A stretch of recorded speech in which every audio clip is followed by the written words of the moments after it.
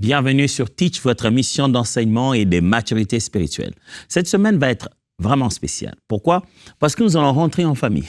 Nous allons rentrer en famille, la famille d'où chacun de nous vient, chacun de nous est membre d'une famille, qu'on le veuille ou non, qu'on soit fils unique ou fille unique. D'une certaine manière, on a des parents qui nous ont fait venir au monde. Et la famille est précieuse pour la vie d'un disciple de Jésus. Si nous voulons grandir et réellement accomplir la volonté de Dieu comme il attend de nous, il est important de savoir comment vivre en famille. Et au cours de cette semaine, nous allons parler justement de la réponse biblique aux problèmes qui ont lieu dans la famille. La famille est source de beaucoup de problèmes. Mais que dit la Bible pour ça? Comment la Bible nous oriente-t-elle à ces problèmes-là, à résoudre ces problèmes-là?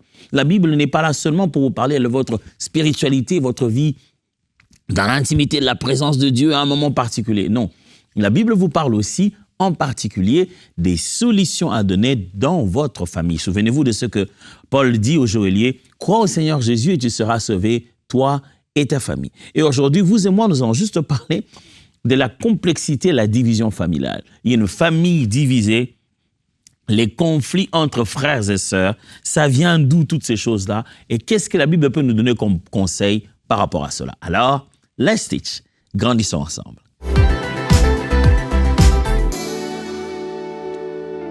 La famille est la base dans laquelle Dieu travaille pour atteindre tout son objectif.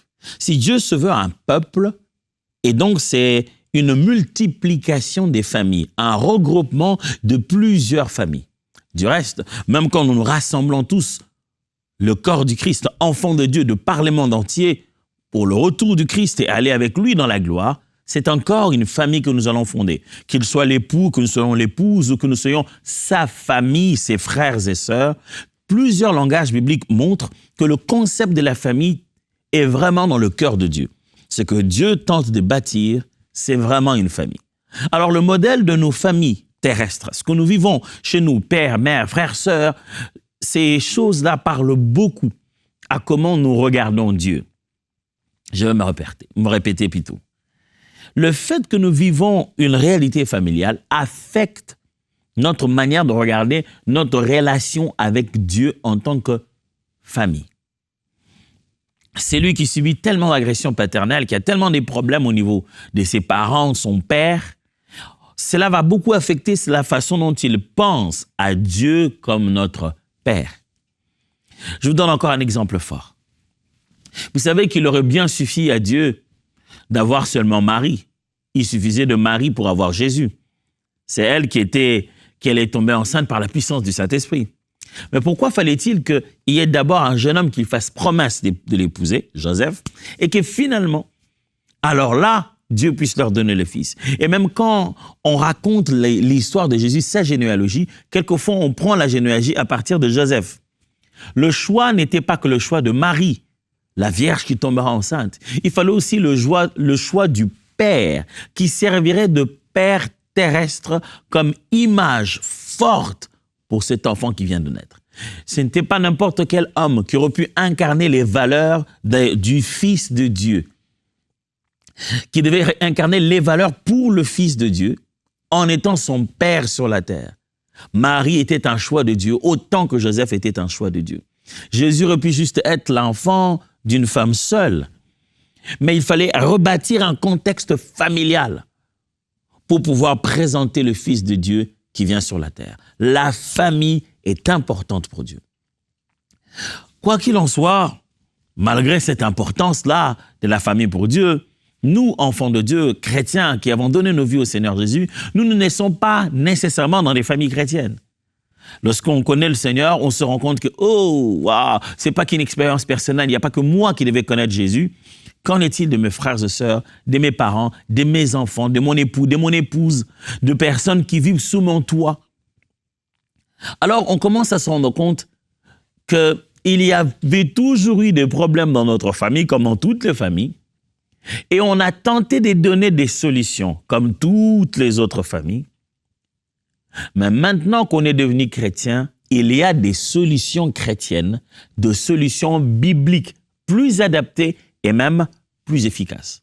En lisant et parcourant toute la Bible, vous vous rendez compte que La Bible nous donne des histoires des familles. Ça commence par une famille qui devient des clans, des tribus, finalement tout un peuple. L'histoire de l'Ancien Testament en particulier est vraiment remplie des exemples des vies familiales. Et Christ en venant, recrutant le disciple, on voit sa famille, on le voit bâtir une famille spirituelle à ses côtés. On peut donc apprendre de la Bible beaucoup de choses concernant les conflits récurrents des familles. Oh, ça n'arrive pas qu'à vous, ni à vous et votre sœur, vous avez des conflits, votre frère, votre oncle, votre père, votre tuteur. Non, les conflits, ça arrive à tout le monde. Et c'est rempli dans la Bible, les conflits de famille. Des familles divisées? Oh oui, la Bible en dit beaucoup de choses. On peut donc apprendre des familles divisées de la Bible, des leçons pour maintenir nos familles en unité. Une famille divisée, des conflits qui ont lieu entre frères et sœurs vivant dans la même maison. Qu'est-ce que je peux partager avec vous comme vérité fondamentale maintenant que nous commençons toute cette série? Cette série, on va beaucoup parler des différents types de problèmes, des réalités qui ont lieu dans les familles. Plaise à Dieu qu'à la fin de chaque leçon, de chaque émission, il y a un changement, un travail dans votre famille, un rapprochement. Je prie que le Saint-Esprit guérisse les plaies, rebâtisse les familles, restaure les relations, rafraîchisse la fraternité et la vie de famille, au point que votre maison devienne un sanctuaire à la gloire de Dieu. Première chose, démasquer la jalousie comme racine des divisions. Je voudrais, avec vous, démasquer la jalousie comme racine des divisions. Qu'est-ce que je veux dire? Souvent, lorsque les familles sont divisées, que ce soit dit ouvertement ou que ce soit dit dans des WhatsApp où chacun se met à s'écrire des messages inbox à part le groupe familial, que la division soit apparente, proclamée, ou qu'elle soit sournoise, cachée, souvent, derrière les divisions, il y a un esprit de jalousie. La Bible en donne plein de versets, plein de passages, plein d'exemples qui nous démontrent que souvent derrière les scissions dans les familles, les tensions dans les familles où chacun prend son camp, il y a de la jalousie. Ok, on aurait bien envie de ne pas utiliser le mot jalousie dans la famille. Mais malheureusement, c'est le point central, c'est là où ça commence. La Bible nous en donne la preuve. Avant, la toute première famille du monde, c'est dans cette famille qu'a le tout premier meurtre du monde dans la Bible.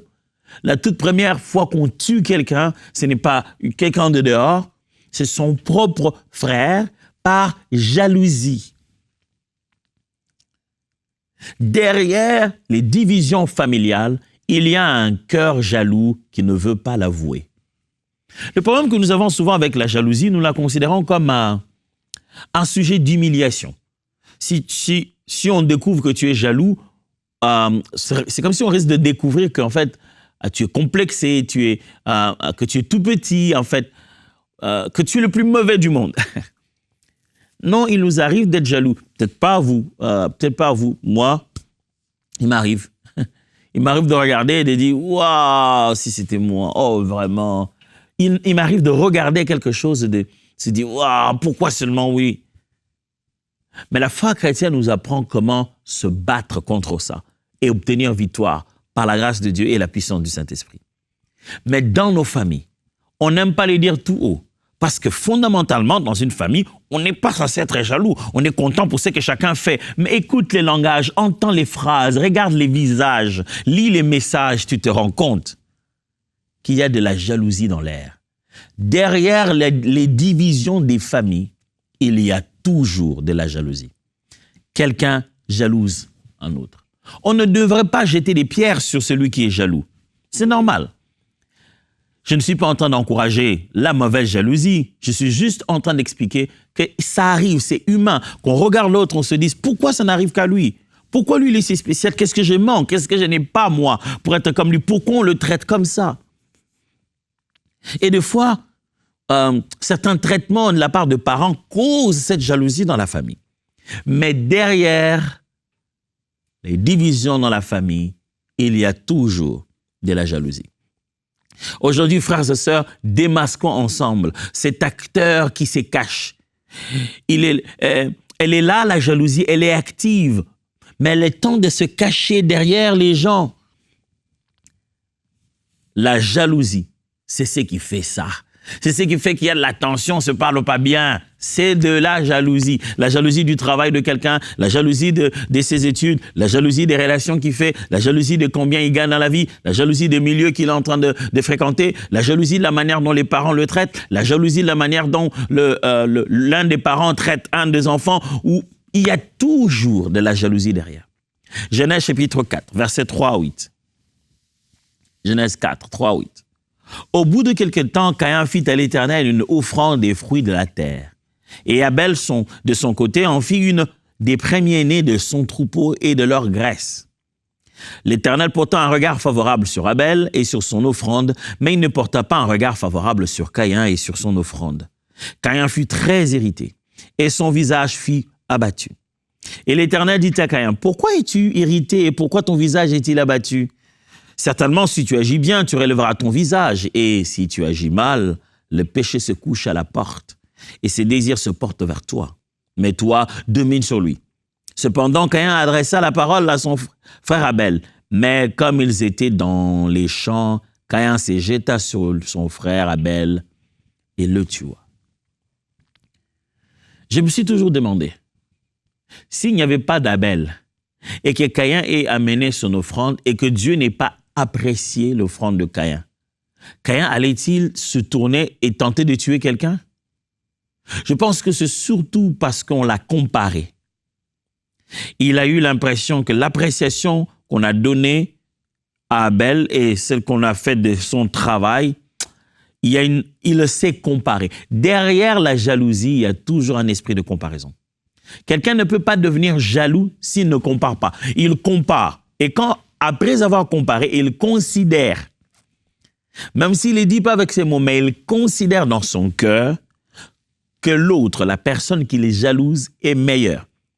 Elle est en meilleure position, elle obtient mieux. C'est juste qu'au fond, dans les places les plus cachées du cœur de l'être humain, en dessous de la jalousie, tout au fond de la comparaison, on va finir par découvrir un complexe qui se cache. Alors, frères et sœurs, dans la famille, parents, dans la famille, quand vous trouvez la division commencer à s'installer, c'est que la jalousie a été entretenue. Exposer la jalousie familiale, c'est normal. Habituer les enfants dès les bas âge à montrer qu'ils ont été jaloux et à s'en débarrasser. Dis-toi, tu aimes, oui, pourquoi? Des fois, les enfants nous le disent, mais on n'entend pas. Hein. Pourquoi seulement lui? Pourquoi seulement lui? Vous faites que... On entend sa jalousie. Et nous, qu'est-ce qu'on fait? On dit, regardez les jalouses. On ridiculise ça. Au point, il s'est dit, c'est un sentiment qui est dans mon cœur, qui m'arrive des fois sans que je le veuille. Et les gens réagissent comme ça quand j'ai ça. Ok, je ne vais pas le dire, je vais le cacher, sinon ils vont réagir. Mais je vais poser des actes de ce que la jalousie me pousse de faire. Jalousie tue famille. Alors, je vous débarrasse des articles. Jalousie tue famille. Proverbe chapitre 14, verset 30, il dit.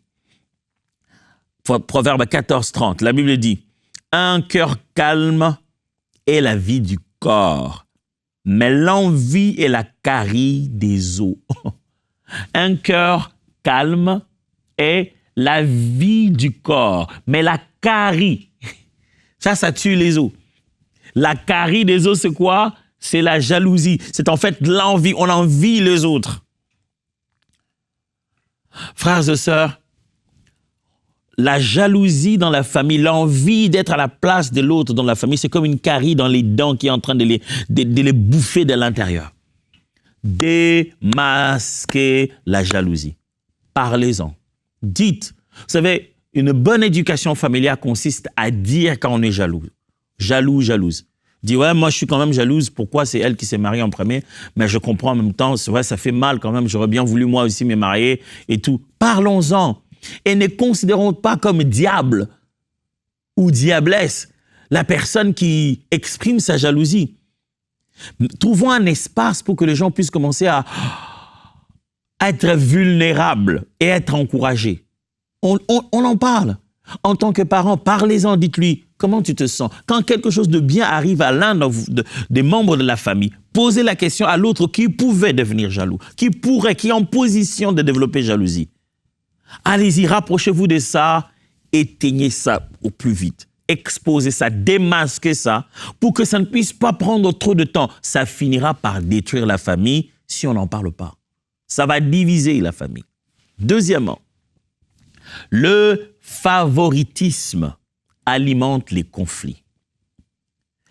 Une famille est divisée, ou une famille se divise, et on se met en conflit entre frères et sœurs, pas seulement parce qu'il y a une jalousie qui se cache, mais aussi parce qu'il y a un favoritisme qui s'exprime.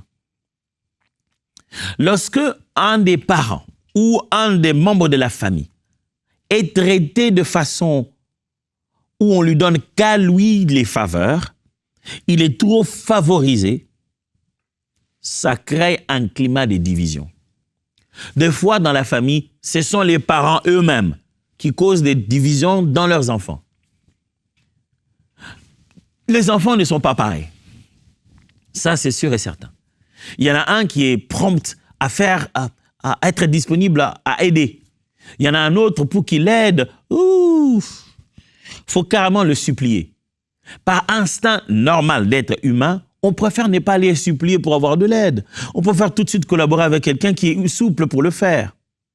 Mais sans le vouloir, ça devient un réflexe. On a besoin de quelque chose, on préfère ne pas se casser la tête, on ne va que consulter la même personne. Du coup, si c'est cet enfant-là qui est si souple, c'est cet enfant-là qui va en recevoir les conséquences positives. Et l'autre qui est un peu lent dans ce domaine, il le sent que maintenant il y a du favoritisme. Il est important en tant que parent de chercher chaque fois de l'équilibre, de chercher chaque fois à exprimer à chaque enfant combien il est unique. Et lorsqu'ils sont ensemble, de ne jamais donner l'impression qu'on préfère plus celui-là seulement, rien que lui, pas les autres. Le favoritisme alimente la division. Regardez un texte qui va vous montrer ce qui se passe dans la Bible. Genèse chapitre 25, verset 28. La Bible dit Isaac, Genèse 25, 28. Isaac aimait Ésaü parce qu'il mangeait du gibier et Rebecca aimait Jacob. Regardez, on est dans un contexte de famille où chaque parent a déjà son préféré. La maman aimait Jacob. Elle n'aimait pas trop Ésaü parce qu'Ésaü avait épousé des femmes étrangères qui l'a cassé la tête. Le papa aimait Ésaü parce qu'il mangeait bien. Et Ésaü était un chasseur, donc quand il ramenait du gibier, le papa était tout content. Chacun a son enfant préféré. Vous êtes en train de diviser la famille. Il est certes vrai que dans un contexte familial, les liens de proximité ne se bâtissent pas de la même manière. Il y a peut-être le premier qui est proche du second, il y a l'avant-dernier proche de l'avant-dernier, et souvent les enfants du milieu ne savent pas dans quel camp ils sont. Ces accointances et ces liens qui se créent naturellement par les raisons d'âge, les raisons de sexe, ça se comprend. Mais si dans le climat familial, on commence à donner l'impression qu'on favorise, pendant qu'on est tous en train de courir à pied, lui, on le met sur les épaules, on le fait rouler carrosse. Pendant qu'on fournit juste les mêmes efforts, lui, on ne lui fait pas faire ces efforts-là, on lui fait dormir, siroter un jus, il est dans les Panama, il est tout heureux. Si on sent cela dans la famille, vous êtes en train de diviser la famille. Genèse 37, versets 3 à 4, la Bible dit « Israël aimait Joseph plus que tous ses autres fils, parce qu'il l'avait eu dans sa vieillesse, et lui fit une tunique de plusieurs couleurs. Ses frères virent que leur père l'aimait plus que tous, et ils les prirent en haine. Ils ne pouvaient plus parler avec amitié. » Si les frères de Joseph l'ont haï, eh bien, la Bible nous montre comment tout ça a commencé. Fils de la vieillesse. Le père est déjà vieux, il n'est même plus père. Il commence à traiter l'enfant comme un grand-père. Il le gâte parce que l'enfant est carrément à l'âge de son petit-fils. Et les autres grands frères ont senti. On n'est pas pareil dans cette maison. Aussi longtemps que cela dépend de vous, faites en sorte que chaque membre de la famille se sente unique, particulier. Et que personne ne commence à être le centre de tous les intérêts des parents ou tous les intérêts des frères et des sœurs Abolissez les favoritismes de la famille. C'est le seul moyen de maintenir la famille unie. Troisièmement, le pardon guérit les relations brisées. Que fait-on aujourd'hui? Nous sommes en train de placer un contexte, nous sommes en train de placer des éléments phares, des éléments forts concernant la vie de famille et les problèmes qui ont souvent surgi dans la famille. Et aujourd'hui, nous sommes en train de traiter le problème fondamental, la division. Qu'est-ce qui fait la division dans la famille? On est donc en train de donner des solutions, orienter et clarifier l'affaire. Pourquoi les familles se divisent? D'où viennent les conflits entre frères et sœurs? On a commencé par dire qu'il faut d'abord démasquer la jalousie qui se cache derrière. Et on a dit que le favoritisme cause cette division. Et maintenant, c'est le pardon, lui, qui guérit les relations brisées.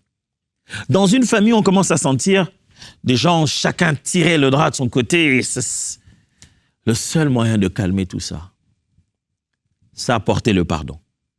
Les gens doivent se demander pardon.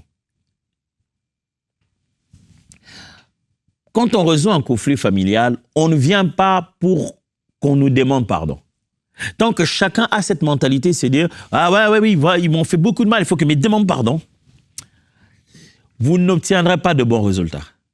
C'est plutôt essayer de mettre dans la tête de chacun cette pensée selon laquelle il y a blessure partout. Dans cette circonstance, dans cette réunion, dans ce moment de réconciliation, ne t'attends pas qu'à recevoir des excuses. Prépare-toi à en donner. Quand chacun se prépare à à présenter des excuses, à demander pardon, le climat de réconciliation est meilleur.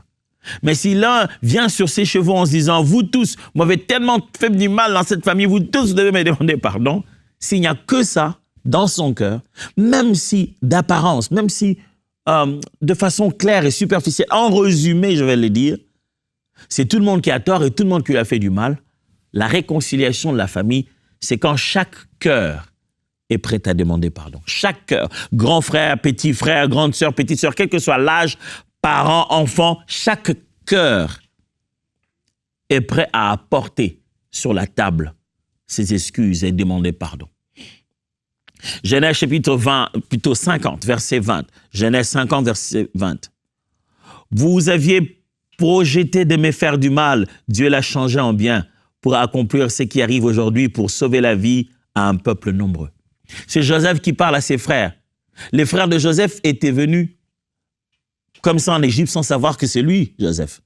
Ils l'ont vendu, ils l'ont maltraité, ils l'ont jeté dans le puits, ils l'ont vendu.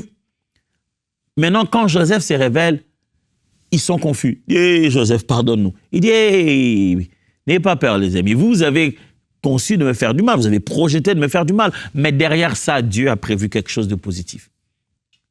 Si les membres de la famille ne tirent pas des bonnes leçons, ne voient pas Dieu à l'œuvre, en train de leur enseigner quelque chose derrière les conflits familiales, vous ne trouverez pas de paix.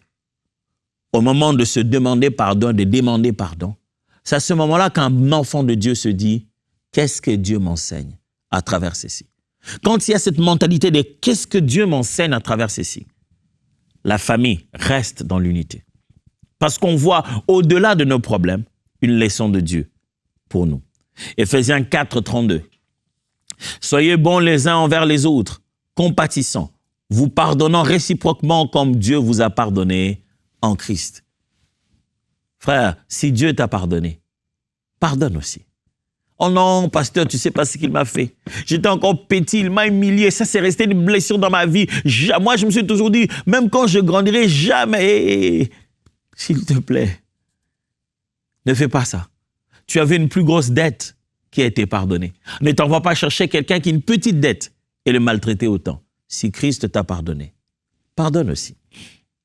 Quatrièmement, ce qu'il faut faire dans le contexte des familles divisées. Quelle est la solution de Dieu à la division, au conflit dans la famille? Apprendre à restaurer la communication et l'humilité.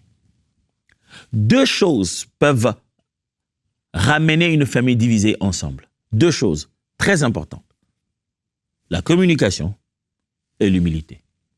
Il faudrait qu'on en parle. Il faudrait qu'on cesse d'en parler de façon détournée. Il faudrait qu'on cesse de trouver des tierces personnes. Il faudrait qu'on cesse de s'envoyer des messages subliminaux dans des statuts des uns des autres. Il faudrait qu'on cesse d'avoir trop de médiateurs.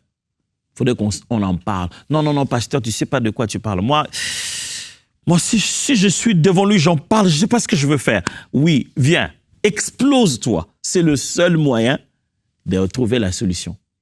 D'en parler sincèrement. Non, pasteur, je n'aurai pas le courage, je risque de pleurer. Pleurons ensemble alors. Pasteur, tu ne sais pas ce qu'il m'a fait. Moi, quand je le vois, je ne supporte pas. Je craque. Viens craquer ensemble. On va vivre ce temps de douleur. On va pleurer comme des enfants. Mais on sortira de là guéri. Il y a une famille qui doit se mettre ensemble. Oui. Tu es le frère, tu es la sœur, tu es le bien-aimé, tu es le père, tu es la mère, tu es celui qui connaît Jésus dans la famille. Remets tout le monde ensemble. Il y a des gens qui doivent se parler encore. N'aie pas peur de pleurer. N'aie pas peur que quelqu'un crie. N'aie pas peur de frapper à la table. Mais en quittant cet endroit, les sentiments ont été exprimés. Genèse 33, 4. Ésaü courut à sa rencontre. Il l'embrassa, se jeta à son cou et le baisa. Ils pleurèrent. On parle d'Ésaü et de Jacob. Jacob a volé la bénédiction de son frère, mais après des années, ils se voient. Même quand Jacob avait peur qu'il y ait quelque chose de grave. Le voilà, ils pleurent ensemble. Il y a une famille qui doit pleurer ensemble. Il y a des gens qui doivent prendre des billets, aller à un endroit, faire cette réunion difficile à cause de cet argent qui a divisé tout le monde. Pleurer ensemble et restaurer les relations. Matthieu 5, 9 dit « Heureux ceux qui procurent la paix, car ils seront appelés fils de paix. » La dernière des choses qui peut aider une famille qui se divise, la dernière, je vais la citer, c'est rétablir l'autel familial de la prière.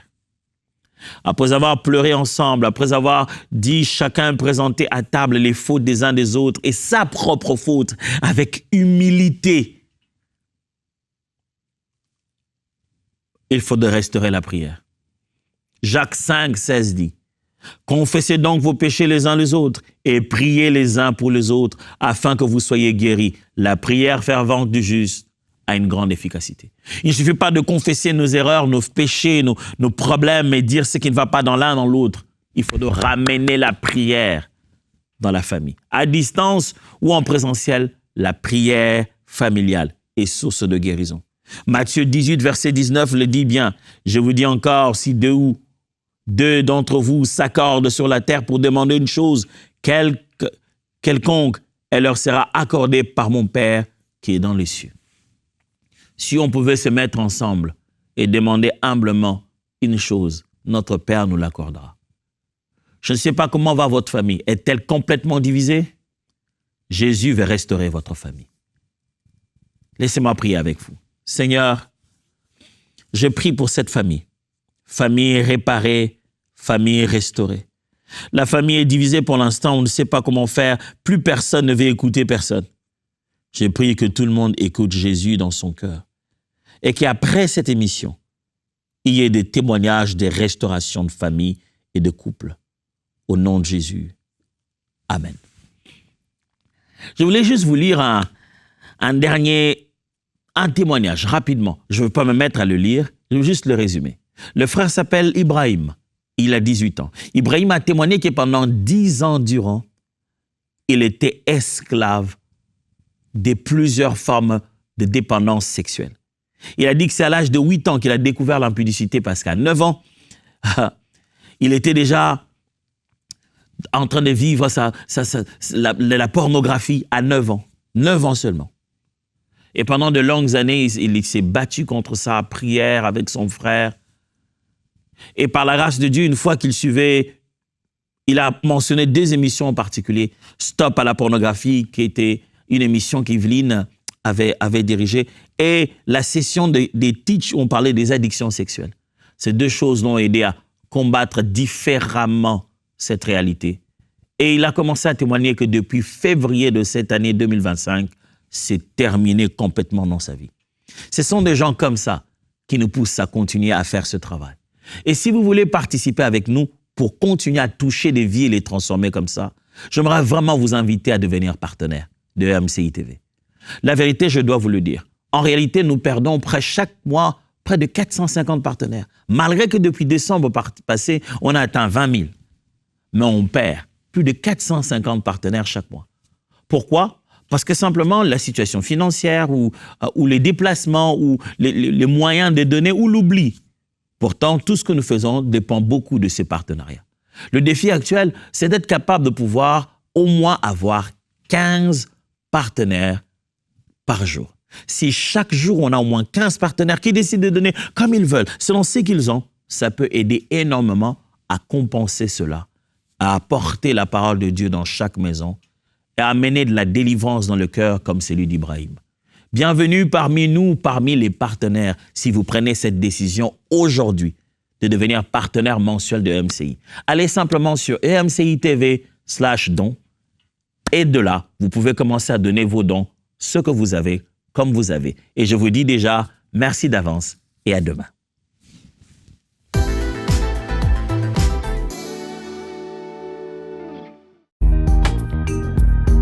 Merci à tous nos précieux partenaires grâce auxquels cette émission a pu être réalisée. Vous aussi, rejoignez la grande famille des partenaires de EMCI TV en faisant un don sur emcitv.com/don.